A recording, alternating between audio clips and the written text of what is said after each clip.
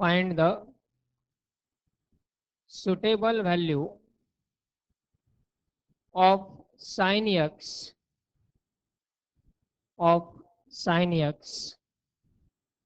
if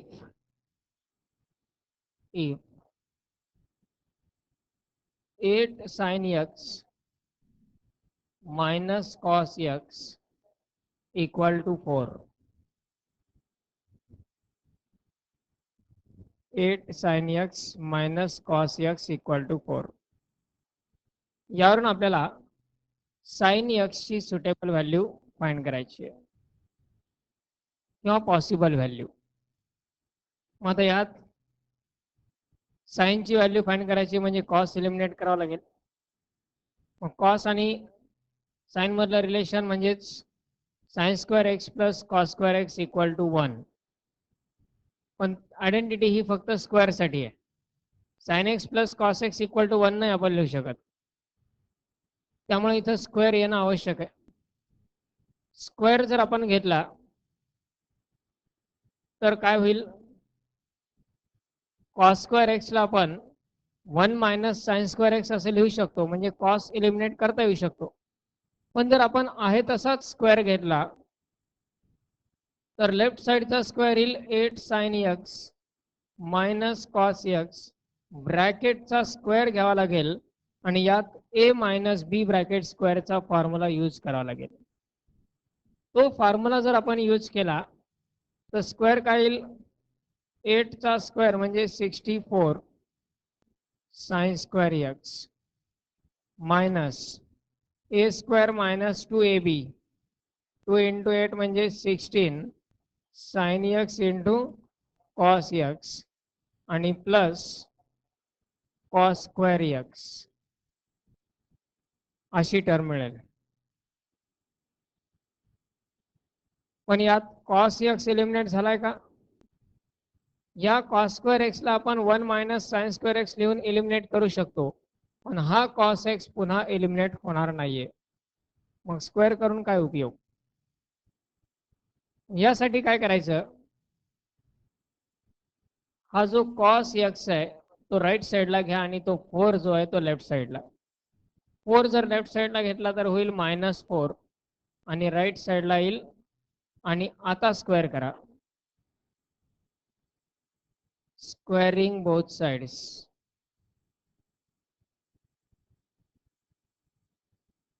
left साइडची term येईल 8 sine x minus 4 bracket square आणि राईट साइड येईल cos square x.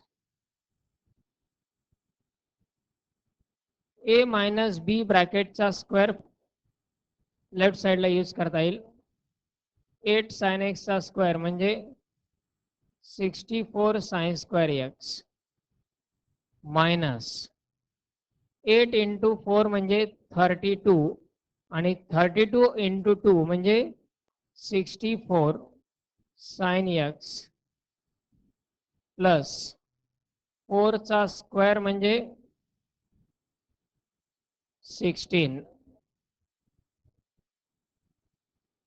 4 square is 16 equal to right साईडला cos square x आहे त्याला आपण आयडेंटिटीचा वापर करून 1 मायनस साइन स्क्वेअर एक्स असं लिहू शकतो. That is 1 minus sine square x. 64 sine square x minus 64 sine x plus 16. Right साईडच्या दोन्ही टर्म आता लेफ्ट साईडला घ्या. 1 जो आहे तो होईल मायनस आणि साइन स्क्वेअर जो आहे तो होईल plus equal to 0. 64 sine square x plus sine square x 65 sine square x minus 64 sine x तसाच आणि plus 16 minus 1 plus 15 equal to 0. Cos यामधला एलिमिनेट झाला, राहिले सगळे त्या साइनच्या टर्म. हे इक्वेशन थोडं थोडं क्वाड्रॅटिक इक्वेशन सारखं दिसतंय, आहे का? म्हणजे हे इक्वेशन क्वाड्रॅटिक आहे. मग क्वाड्रॅटिकचे फॅक्टरायझेशन आपण करू शकतो. वाटल्यास पूर्णच क्वाड्रॅटिक दिसण्यासाठी आपण याला sin x equal to y गृहीत धरू. x ऑलरेडी त्यात आहेच आहे. sin x च्या जागी जर y सबस्टिट्यूट केला तर काय होईल? 65 y square minus 64 y plus 15 equal to 0. आता याचे फॅक्टर्स पाडायचे. फॅक्टर्स पडतायत का ते आधी बघायचे. नसतील तर क्वाड्रॅटिक फॉर्म्युला. फॅक्टर्स कसे पाडणार याचे? ॲडिशन यायला पाहिजे -64 आणि मल्टिप्लिकेशन किती यायला पाहिजे? मल्टिप्लिकेशन किती यायला पाहिजे? 65 15. पहा, मोठमोठ्या संख्या असतील तर फॅक्टर्स कसे पडायचे? मल्टिप्लिकेशन पुन्हा एवढं यायला पाहिजे 65 आणि 15चं जेवढं मल्टिप्लिकेशन येईल तेवढं. ते मल्टिप्लिकेशन करत बसायची गरज नाही. इथे तरी संख्या ठीक आहेत, एखाद्या वेळेस यापेक्षाही खूप मोठमोठ्या संख्या असू शकतात. हे मल्टिप्लिकेशन नाही करत बसायचं. मल्टिप्लिकेशन एवढं यायला पाहिजे, जे काही येईल ते एवढं आहे. किती? 65 इंटू 5 15. ॲडिशन किती यायला पाहिजे हे महत्वाचं आहे, -64. मग ह्या दोन संख्या ज्या आहेत 65 आणि 15 यांचं मल्टिप्लिकेशन करण्याऐवजी फॅक्टर्स पाडायचे. म्हणजे 65 चे फॅक्टर आपण लिहू शकतो 13 इंटू 5 आणि 15 चे फॅक्टर 3 इंटू 5. आणि याच्याच आता जोड्या चेक करून बघायचं. समजा 13 आणि 5 यांची पेअर घेतली, 3 आणि 5 यांची पेअर घेतली, यांचं ॲडिशन 64 येईल का? 13 इंटू 5 म्हणजे 65, 3 इंटू 5 म्हणजे 15. 65 आणि 15 यांचं ॲडिशन 64 येईल का? नाही येत. ते आलं असतं तर आपण डायरेक्ट इथेच लिहिले असते ते फॅक्टर्स. मग जोड्या बदलायच्या. समजा हा 13 आणि हा 3 घेतला, 13 आणि 3 घेतला, किती येतो? 13 इंटू 3 39 इंटू 5 इंटू 5. मल्टिप्लिकेशन पाहिजे तेवढं येणारच आहे. 13 आणि 25 यां 39 आणि 25 यांचं ॲडिशन किती येते पहा? 60. म्हणजे फॅक्टर्स काय झाले? 39 आणि 25. पहा, त्यांचं ॲडिशन येत आहे 64 आणि मल्टिप्लिकेशन जेवढं आपल्याला पाहिजे या दोघांनी इतकं तेवढं येत आहे. आणि मग आता फॅक्टर्स पाडले तर काय येईल? 65y square minus 39y minus 25y plus 15 equal to 0. पहिल्या दोन टर्म मधून 13y कॉमन घेता येईल. शिल्लक काय राहील? 5y minus 3. पुढच्या दोन टर्म मधून -5 कॉमन घेतला, -5 कॉमन घेतला तर काय येईल? 5y minus 3 equal to 0. म्हणजे एक ब्रॅकेट 5y मायनस 3 आणि दुसरा bracket 13y minus 5 equal to 0. 5y minus 3 equal to 0, 13y minus 5 equal to 0, 5y equal to 3 13y equal to 5 म्हणजेच y इक्वल टू 3/5 आणि y इक्वल टू 5/13. आता यातली possible value कुठली आहे ते आपल्याला चेक करायचे. पॉसिबल म्हणजे साइन किंवा कॉस साठी व्हॅल्यू ही नेहमी -1 आणि +1 च्या मध्ये असावी. 1 पेक्षा ग्रेटर नसावी, -1 पेक्षा लेस नसावी. मायनस तर या दोन्ही व्हॅल्यू नाहीत. 1 पेक्षा ग्रेटर कुठली आहे बघा?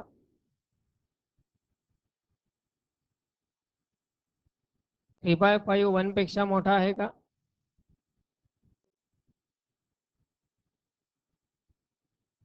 5/13 आहे का 1 पेक्षा मोठा? कारण डिव्हिजन केलं तर दोन्हीचं डिव्हिजन 0 पॉईंट समथिंग येत आहे.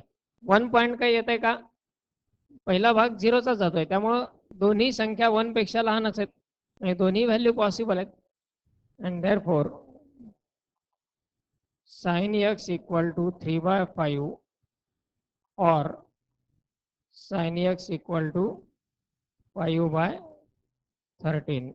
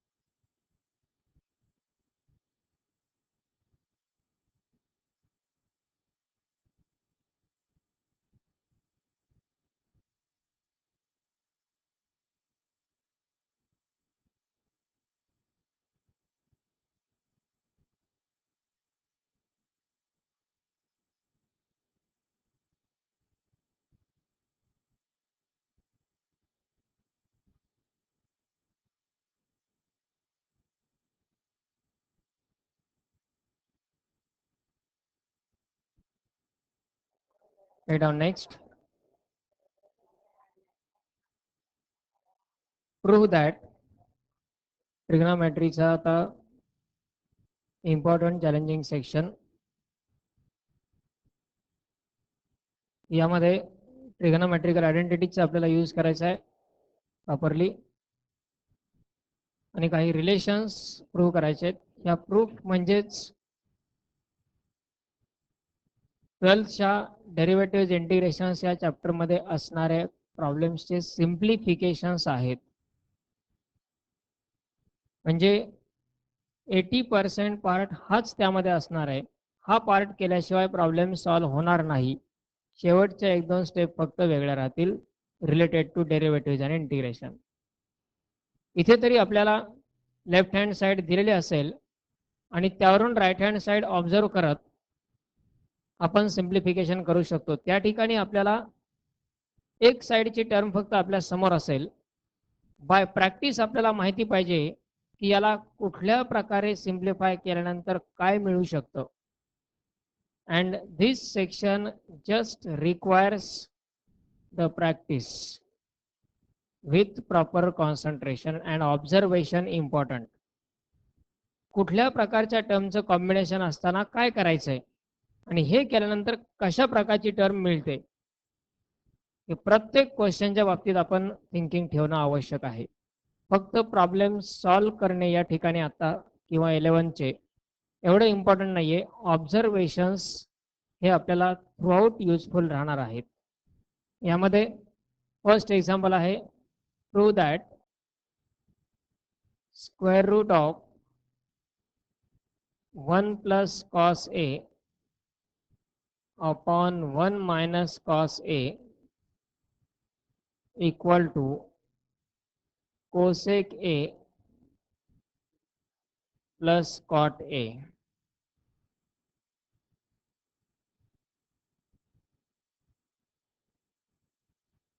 One plus cos A upon 1 minus cos a in square root equal to cosec A plus cot ए.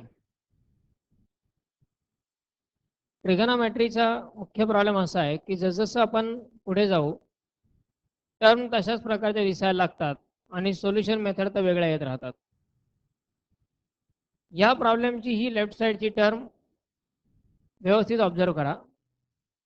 पुढच्या चॅप्टरमध्ये जिथे आपण हाफ अँगल फॉर्म्युले मल्टिपल अँगल फॉर्म्युले पाहणार आहेत त्यात पुन्हा अशीच टर्म आपल्या समोर येणार आहेत किंवा या ग्रुपमध्ये आता जेवढं आपण टर्म पाहणार तशा प्रकारच्याच टर्म येतील.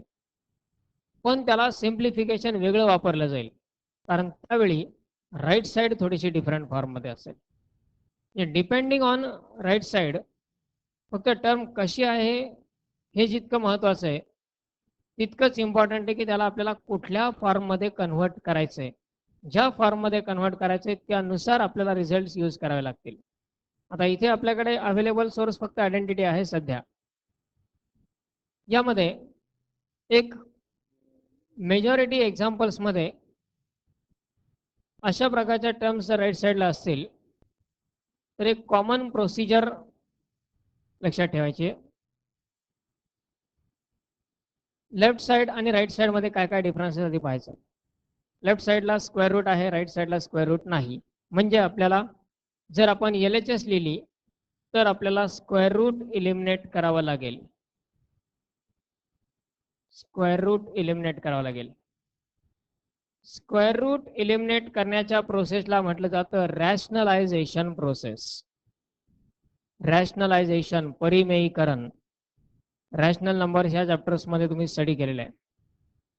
स्क्वेअर रूट इलिमिनेट करण्याची प्रोसेस म्हणजे रॅशनलायझेशन प्रोसेस. ही प्रोसेस आपल्याला आवश्यक आहे. ही प्रोसेस कशी केली जाते की यात न्यूमरेटर किंवा डिनॉमिनेटर दोन्ही पैकी कुणाचं रॅशनलायझेशन करायचं हे महत्त्वाचं आणि इथे तर दोघांचंही स्क्वेअर रूट इलिमिनेट करायचं आपल्याला.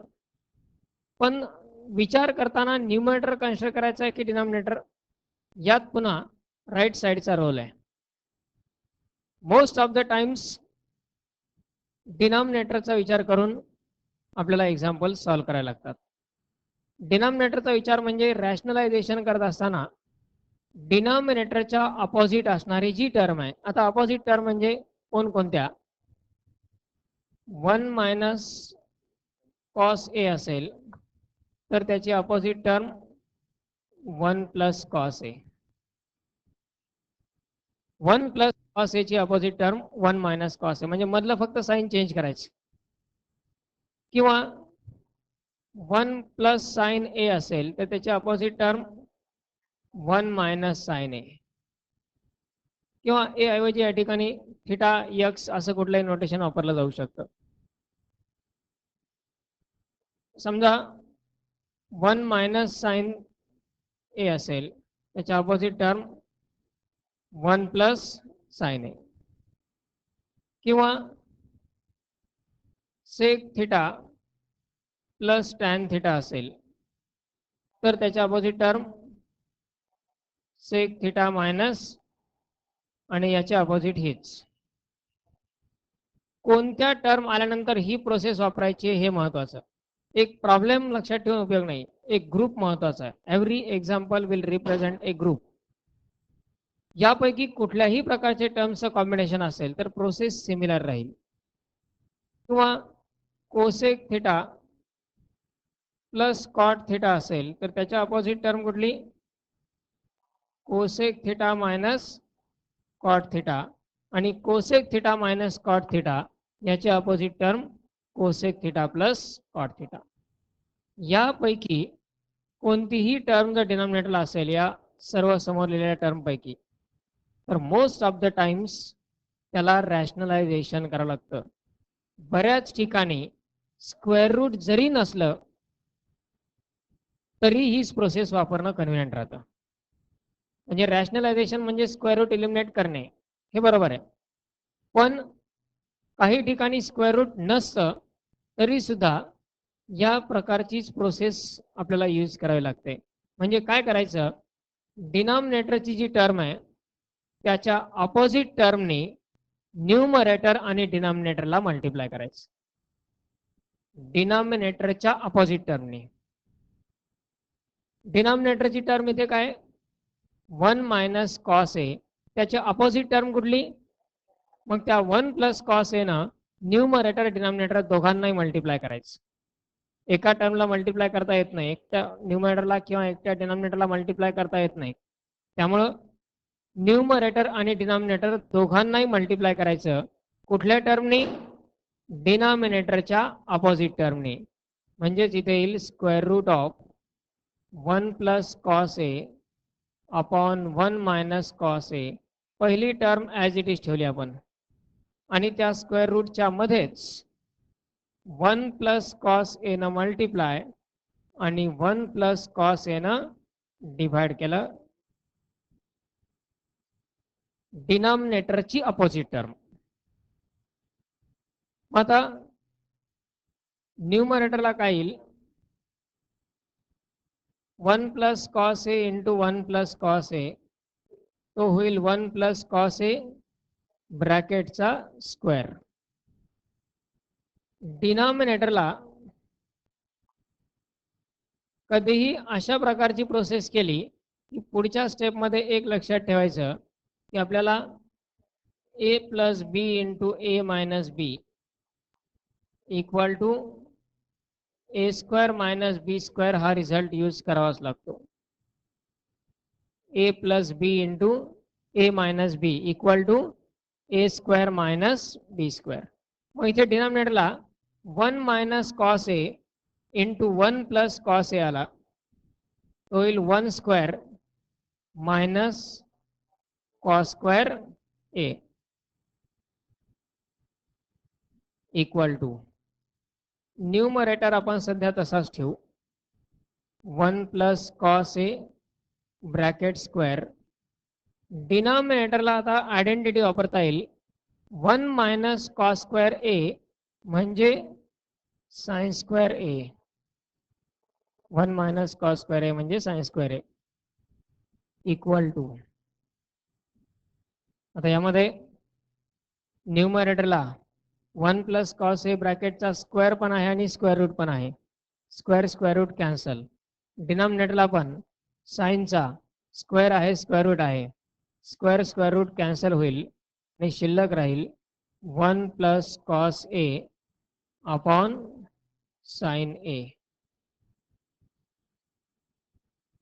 स्क्वेअर रूट इलिमिनेट झाला. आता हा जो डिनॉमिनेटरचा साइन ए आहे तो दोन्ही टर्मला सेपरेट घेऊ शकतो आपण. म्हणजेच 1 upon sine A plus cos A upon sine A equal to 1 upon sine A म्हणजे cosec A plus cos A upon sine A म्हणजे cot A and that is nothing but RHS.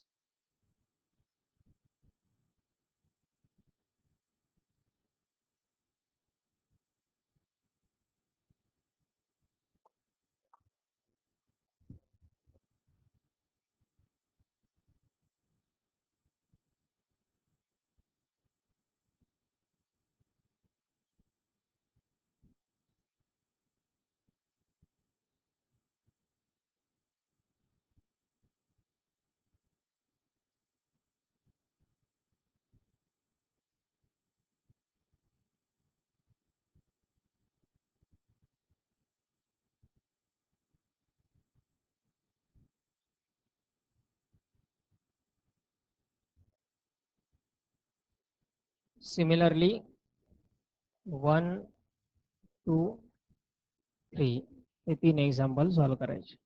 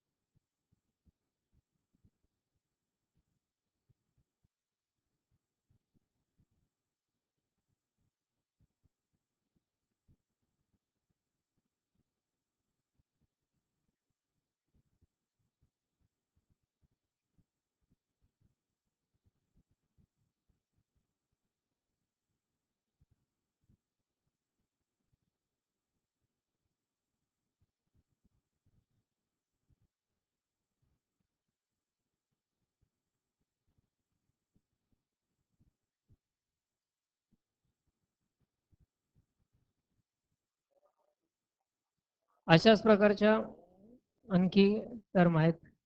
Next example, prove that square root of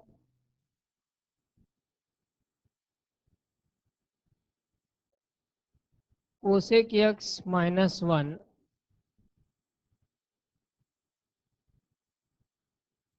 upon cosec x plus 1 equal to 1 upon sec x plus tan x. 1 upon sec x plus tan x. किंवा हाच problem आणखी एका प्रकारे येऊ शकतो, equal to sec x minus tan x. या दोन्ही पैकी कुठलीही टर्म राईट साईडला असू शकते. यात LHS जर आपण घेतली, square root of cosec x minus 1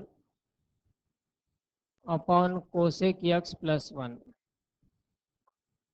हा प्रॉब्लेम मात्र दोन प्रकारे सॉल्व्ह होतो. न्यूमरेटरच्या अपोजिट टर्मने मल्टिप्लाय डिवाइड केलं तरी चालेल आणि डिनॉमिनेटरच्या अपोजिट टर्मने मल्टिप्लाय डिवाइड केलं तरी चालेल. समजा आपण आपल्या नेहमीच्या सवयीप्रमाणे डिनॉमिनेटरच्या अपोजिट टर्मने मल्टिप्लाय डिवाइड करू. काय होईल? Square root of cosec x minus 1 upon cosec x plus 1 multiplied by cosec x, डिनॉमिनेटरच्या अपोजिट टर्म म्हणजेच cosec x minus 1 divided by cosec x minus 1. डिनॉमिनेटरच्या अपोजिट टर्मने मल्टिप्लाय डिवाइड केलं, equal to square root of, न्यूमरेटरला काय येईल? cosec x minus 1 चा bracket square a plus b into a minus b, a स्क्वेअर minus b square म्हणजे cosec square x minus 1 square म्हणजेच 1. आता इथे न्यूमरेटरला cosec x मायनस 1 चा ब्रॅकेट स्क्वेअर आहे. स्क्वेअर आणि स्क्वेअर रूट कॅन्सल होईल, शिल्लक राहील cosec x मायनस 1. आणि डिनॉमिनेटरला cosec स्क्वेअर x मायनस 1 म्हणजे काय? cot square x. म्हटल्यास या एका स्टेपला न्यूमरेटरची टर्म तशीच ठेवा. cosec स्क्वेअर x मायनस 1 म्हणजे cot स्क्वेअर x. आता यात न्यूमरेटरचं स्क्वेअर आणि स्क्वेअर रूट कॅन्सल होईल, शिल्लक राहील cosec x मायनस 1 आणि डिनॉमिनेटरला स्क्वेअर स्क्वेअर रूट कॅन्सल झालं, शिल्लक राहील cot x. पण आपल्याला ज्या टर्म पाहिजेत ते आहेत सेक आणि टॅन मध्ये. कोसेक आणि कॉटचं डायरेक्ट कन्व्हर्जन सेक टॅन मध्ये नाही करता, साइन कॉसच्या मार्गे जावं लागेल आपल्याला. म्हणजे याचं कन्व्हर्जन साइन कॉस मध्ये करायचं. Cosec x minus 1 upon cot x ही टर्म मिळाली. काय होईल? कोसेक x लाच 1 अपॉन साइन x लिहिता येईल, minus 1 divided by cot x लाच, कॉट x ला काय लिहिता येईल? Cos x upon sine x.